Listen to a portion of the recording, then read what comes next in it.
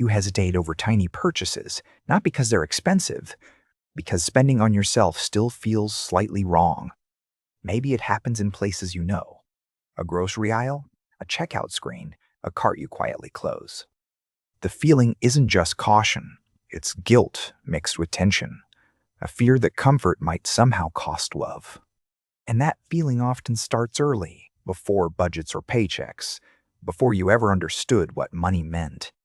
You may have inherited money lessons without words. By the end, you'll understand why your body reacts first.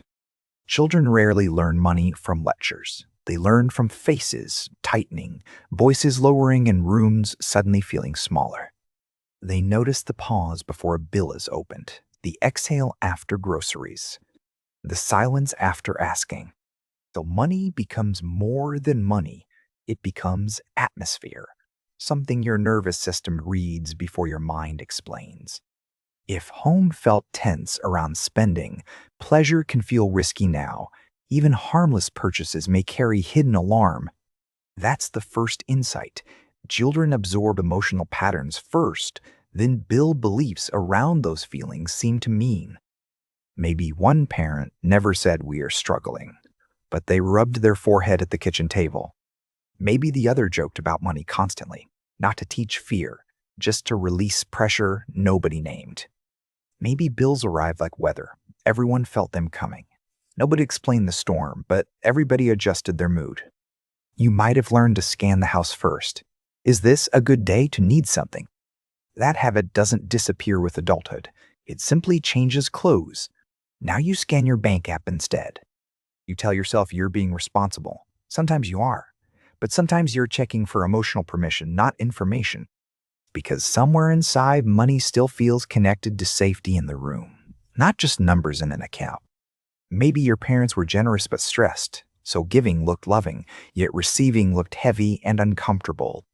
Maybe they bought necessities fast, then lingered guiltily over anything enjoyable. Your mind noticed the difference instantly. So now essentials feel acceptable, delight feels negotiable, and self-directed pleasure can trigger a quiet internal courtroom. This is why a small purchase can feel strangely big. It isn't the item, it's the meaning attached. A candle, better sheets, lunch from somewhere nicer. None are dangerous, yet your body reacts like rules matter. Those rules were often wordless: waste less and need less. Don't make money harder than it already feels. Even loving homes can pass down fear, especially when adults carried stress they tried hard not to show. Children are experts at reading what isn't spoken. They notice relief, resentment, panic, avoidance, and gratitude fused together. If money made your parents tired or distant, you noticed. Now you may still connect it with separation. Then earning feels loaded and spending does too. Wanting carries weight. Nothing feels simple because nothing was simple then. Some people learn money equals conflict. Every purchase held the possibility of an argument outside the bedroom door. So as adults, they over-explain spending, or hide it, or buy nothing until absolutely necessary and beyond. Others learned money equals sacrifice. A parent skipped things proudly, then carried bitterness nobody was allowed to mention. That can create a painful belief. If I spend on myself, someone pays somewhere, even if nobody does. You see how deep this goes. Your reaction today may be less about dollars than old emotional math. The mind is brilliant that way. It turns repeated family moments into rules designed to prevent future pain. Not because those rules are true forever, because once they helped you stay connected, careful, and perceptive. A child who sensed tension learned survival through adjustment. Ask carefully and enjoy quietly. Above all, never become extra. Later, that child becomes an adult with income, but the emotional posture remains surprisingly familiar inside the body. You might work hard, save carefully, and still feel undeserving. Not logically. More like a reflex. Or you might spend quickly after stress, not because you're careless, because relief feels easier than sitting with pressure. Different behaviors can come from the same root. One person clutches money tightly, another lets it slip away. Both may be trying to manage the same inherited feeling. Money does not feel neutral. It feels emotionally charged. That's why advice often misses the mark. Behavior changes slowly when the nervous system still expects old consequences. If childhood taught you scarcity, abundance can even feel suspicious. Calm feels unfamiliar, so the mind looks for danger. If childhood taught you secrecy, transparency can feel exposing. Talking clearly about money may feel strangely intimate. If approval came through being low maintenance, spending on yourself can feel dangerous. It feels like breaking character. You may call yourself bad with money, but often you're incredibly consistent with an old emotional script. The script might say, stay prepared, stay small if needed, stay useful, and never fully relax around resources. Notice how none of those lessons needed a speech. They lived in glances, timing, tone, and tension. A parent flinched at the price tag. A drawer of unopened notices. A celebration cut short by worry. Or maybe money was never discussed at all. That silence can shape you as much as conflict does. When children feel a subject is emotionally dangerous, they stop asking. Then they fill the silence with meaning. Usually that meaning becomes personal. I should not need so much. I should not make life more expensive. So adulthood becomes full of invisible negotiations. Can I want this and do I deserve it? Is now finally safe. Even success can trigger old loyalty conflicts. If your life becomes easier, part of you may feel disloyal. Disloyal not to facts, but to atmosphere, to the emotional climate you learned was normal in your family. That is why some people sabotage progress right after reaching stability. Peace can feel like leaving someone behind. They spend when calm finally arrives, or freeze when opportunity appears. Both reactions protect a deeper belonging. Underneath many money patterns is a simple fear. If I change, will I still be loved the same? So pause here a second. What money mood filled your home most often? Tension, silence, guilt, or scarcity? And which part followed you into adulthood? The overchecking, the overthinking, the apologizing, the hiding, or the numbing. If the moment comes to mind, share it below. Your story might name something another person has never understood.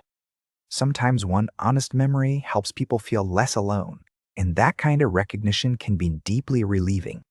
Hold that thought as we keep going, because the visible habit is rarely the deepest lesson you inherited. The deeper lesson is often about identity. Money quietly taught you who you were allowed to be. Maybe you became the careful, grateful child, the easy one, the one who never made things harder. When that identity forms early, spending can feel like more than spending. It can feel like disobedience. No wonder some purchases create a strange emotional hangover. The object is fine. The identity feels threatened. You bring home something nice, then avoid it. Not because you dislike it, because being cared for unsettles you. Or you check the receipt repeatedly afterward, not to calculate exactly. To manage the aftershock of permission. This happens with underspending, but also with overspending. Sometimes buying becomes rebellion against years of internal restriction. Not rebellion against parents exactly, more against the feeling of having to earn every ounce of ease. Then comes the crash, a minute of relief, then shame, and the old story seems confirmed again. See how the cycle preserves itself. Restriction builds pressure, and pressure seeks release. Release brings guilt, then restriction again. The real driver isn't weakness.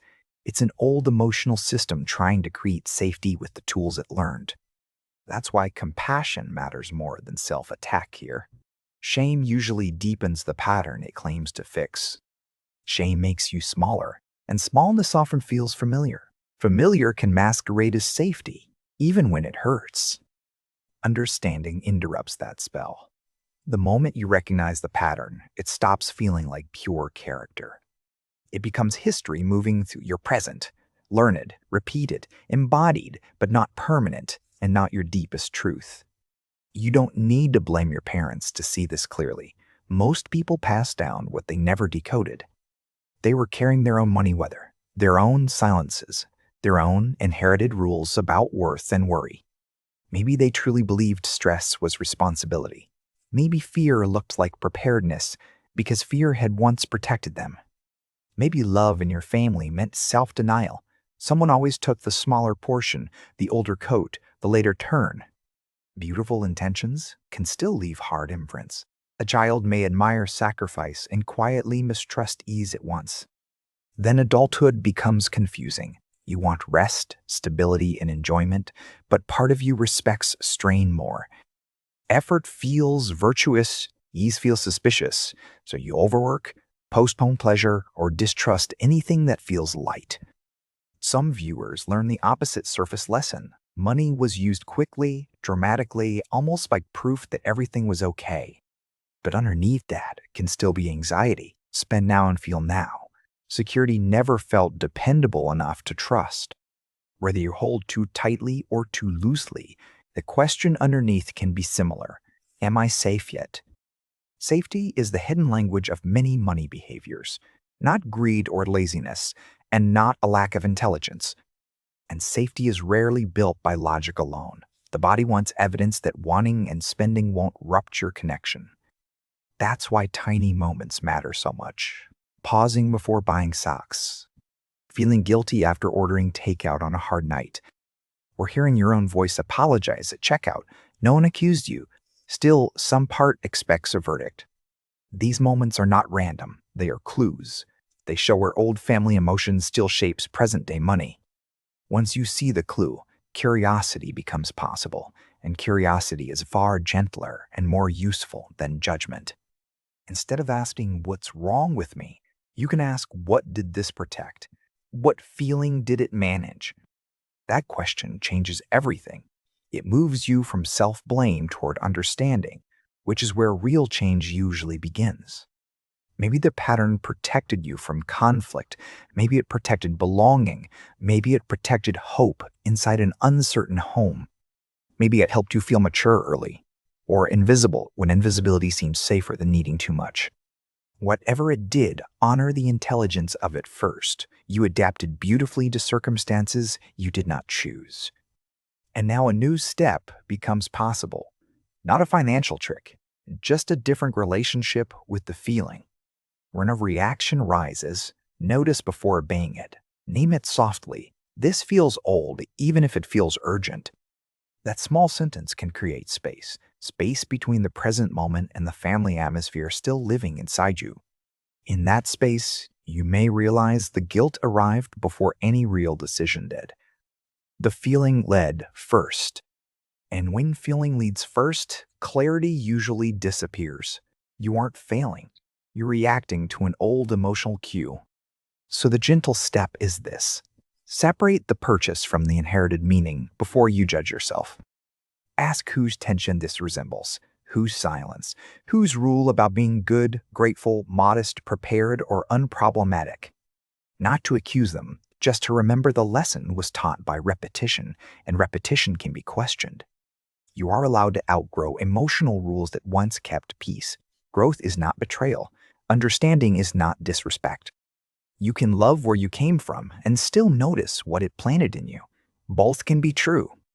If this put words to something old, tell me which money lesson you recognized first. I'm genuinely curious. Your comment may become someone else's moment of relief.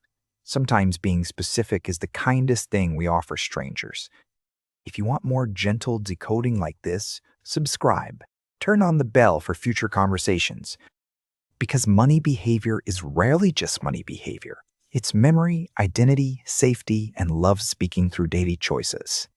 The more clearly you see that, the less shame narrates your story. Its voice starts losing authority. You were not born confused about money.